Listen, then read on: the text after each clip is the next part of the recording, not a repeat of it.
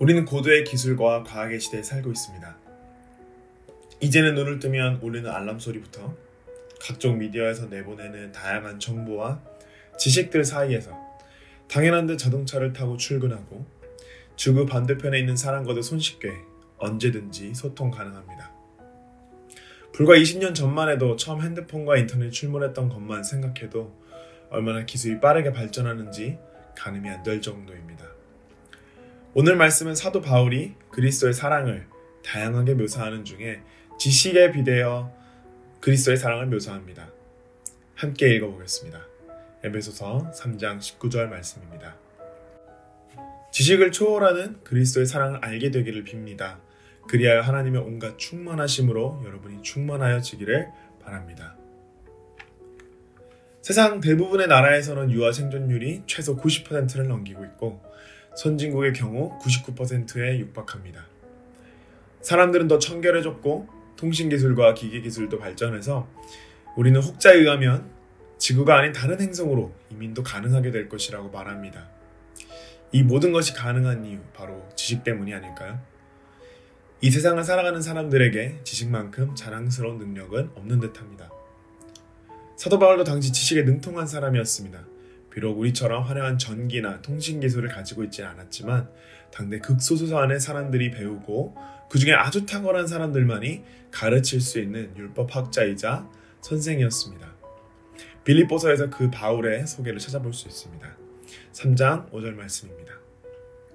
나는 난지 여드레 만에 할례를 받았고 이스라엘 민족 가운데서도 베냐민 지파요 히브리 사람 가운데서도 히브리 사람이요 율법으로는 바리새파 사람이요.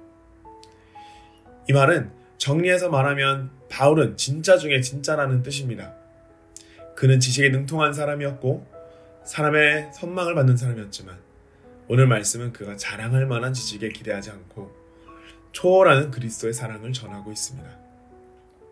종종 예수님을 믿지 못하는 사람들은 하나님의 천지창조, 예수님의 부활 등을 믿을 수 없다고 말합니다. 우리가 가지고 있는 지식으로는 도저히 이해되거나 설명되지 않기 때문입니다. 하지만 사도 바울은 다메섹으로 가는 길에서 예수님의 빛을 보고 그의 지식이 그의 사랑 앞에 헛되고 작은 것에 불과하다는 것을 깨달았습니다. 사도 바울은 이제 지식인의 선봉자에서 그리스도의 복음을 전하는 사도로 변화하게 됩니다. 즉 사랑이 지식을 이긴 것, 곧 사랑이신 하나님은 예수님은 초지식적이라는 것입니다. 요즘 말로는 초과학적, 초이성적이라는 것입니다. 하나님은 이성의 그릇으로 담을 수 있는 작은 분이 아니십니다. 우리를 만드신 하나님은 우리에게 충만함이 무엇인지 아십니다. 진짜 사랑을 아시고 그렇게 인간의 작은 모습으로 오시기를 선택하셨습니다. 그의 자녀들을 구하시기로 작정하셨습니다. 이 그리스도의 사랑은 지식을 뛰어넘는 우리를 하나님으로 충만케 하는 유일한 사랑인 것입니다. 그렇게 사도 바울은 두 손 모아 에베소 교인들에게 그리고 모든 그리스도인들에게 지식을 뛰어넘는 예수님의 사랑, 하나님의 충만하심을 기도하는 것입니다. 이 예수님의 사랑, 하나님의 충만함은 우리의 열심이나 공부로 얻는 지식을 넘어섭니다. 사도 바울의 무릎 꿇고 비는 이 간절한 기도처럼 하나님께서 우리에게 부어주셔야만 우리는 얻을 수 있는 선물인 것입니다. 우리가 바로 이 선물을, 이 사랑을 받은 사람들입니다. 예수님의 지식을 뛰어넘는 사랑으로 하나님의 충만하심을 받게 된 것입니다. 우리는 예수님의 사랑을 통해 충만해진 사람들입니다.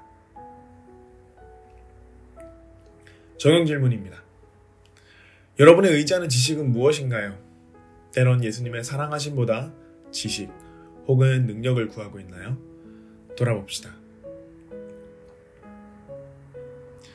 예수님의 사랑을 통해서 하나님의 충만함이 옵니다. 충만함을 누리고 계신가요? 그렇다면 하나님께 감사드립시다. 혹시 주변에 하나님의 충만함을 누리지 못하는 성도, 친구 혹은 가족이 있나요? 이들을 위해서 어떻게 그리스도의 사랑을 전할 수 있을까요? 함께 기도하겠습니다. 세상을 창조하신 하나님, 하나님의 말씀을 믿습니다. 지식을 뛰어넘으시는 한계가 없으신 하나님, 우리가 하나님께 기도하고 예배드릴 수 있는 이 특권, 예수님의 희생에 다시 한번 감사드립니다. 예수님이 흘리신 피와 사랑을 우리가 기억하게 해주세요. 단순히 죄를 사하는 능력뿐만 아니라 우리를 변화시키는 하나님의 충만함을 누리기 원합니다. 성령님, 우리의 마음을 예수님의 사랑을 계속해서 쫓아갈 수 있도록 인도해 주세요. 우리의 왕이시고 우리를 사랑으로 이기신 예수님 이름으로 기도합니다. 아멘. Embrace Jesus, embrace people.